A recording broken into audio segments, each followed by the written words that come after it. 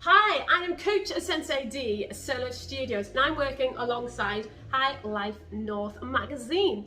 And I'm here to talk to you all about self-defense. But the first thing I'm going to ask you is, when you hear the word self-defense, what's the first thing that comes to your mind? Is it your martial arts? Is it fancy kicks? Is it striking and punching? Or is it dealing with a strangle, a wrist grab? What does self-defense mean to you? So while you're having a little think about that, I'm going to tell you the difference between self-defense, self-protection, and self-awareness. So please watch the rest of this video, some great tips to help to keep you safe. Right, so let's move on to the first thing that you should always be taught. Self-defense is not the first thing that you should be taught when it comes to keeping yourself safe.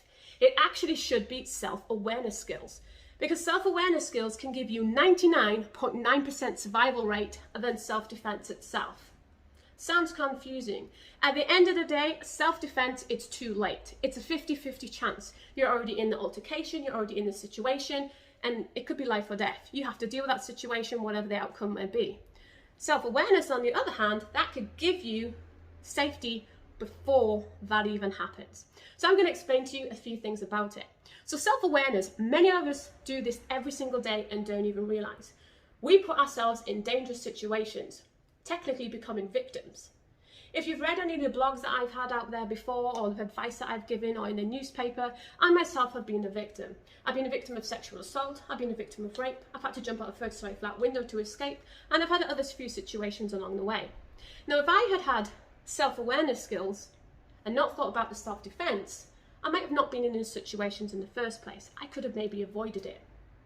But at the end of the day, it's part of my life, part of my history, and I'm glad I've dealt with that, because I'm able to help and educate others not to be in that self-defense situation.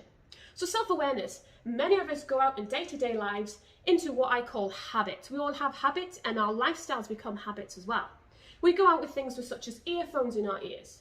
We're busy on our mobile phones, texting, emailing, on Facebook, social media.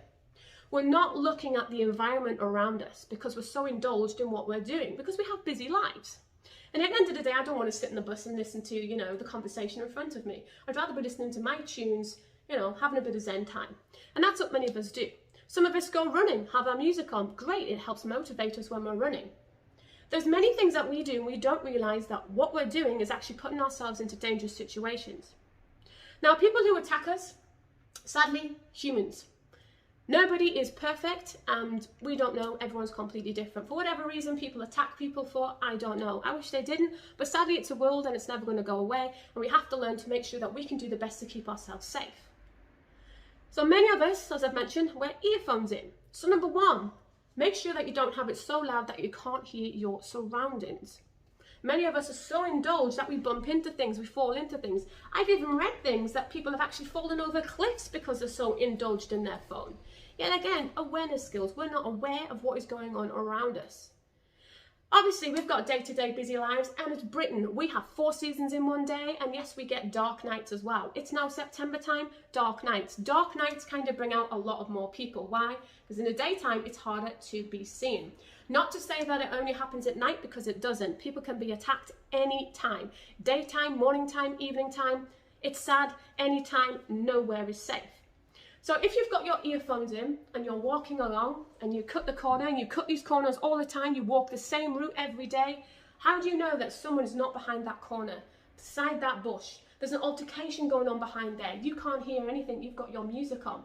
You just walk that corner, boom, too late, you're already in that situation and you can't get out of it. Where if you walk the corner more widely, you'll be able to maybe see shadows on the floor or something reflected from a street light. Or, you can see around the corner, and if you see something happening and there's nowhere else for you to get past it, you can go another direction.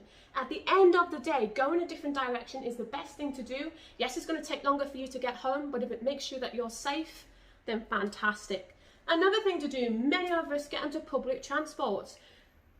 Metro, for instance, there's loads of carriages, loads of people everywhere. Late at night, there could be only a few of you on. Why stick your back where you can't see what's going on? There's loads of people behind you. Make sure that you get into a place where maybe your back, you can see what's going on. You can see the reflection going on in the mirrors, in the windows. There's so many different things that you can be aware to make sure that you feel safe. Now, self-protection, that is to do something that you're fearful. So you're going down this path, you see something going on ahead of you, or maybe you're alone and it's really, really dark and you see someone come out the bushes, look a little bit shifty, and you think, I don't know, I don't trust this person. And there's nowhere else for you to go. You have to go down this path in order to get home. And obviously you want to get home. What do? This is where self-protection comes into play. Your awareness skills have already kicked in, you can see a situation happening and you're not quite sure. Get yourself prepared. And this is where you could have a pen, a pair of keys. Now, I've seen many different things going on about how you can strike people and do this. Yes, you can, but there's one thing that you're forgetting. When people are showing self-defense videos, they're showing you that you've already been grabbed and that you're attacking them. At the end of the day, you're not going to have a pen or a pair of keys ready because you didn't have awareness skills and self-protection. You were in the self-defense mode, and you do not have time to go in your bag and go, hang on a second, let me get out my keys so I can strike you to get away. It's not going to happen. So self-protection is knowing the situation and having something prepared. So whether it is a pen and you've got it concealed and you're walking along and someone does try to grab you, bam, you can strike, you can get away, hit double impact, make them, move, you can get away from that. If you're walking down the street and not quite sure, you've got the bag on this side and feel like someone's going to grab it, put it on the other side so they have to reach across. So you're prepared. There's so many things that we can do. How many of us park our cars in the same places at work or park it in dark streets? We do the same thing. We get in our car, bleep, bleep, we get out of our car. We don't even notice really. Shopping in, shopping out. There's so many different things that you can do actually to keep yourself safe. So what I'm going to do is I'm going to show you some simple self-defense techniques to keep yourself safe. A palm strike and the hand of God.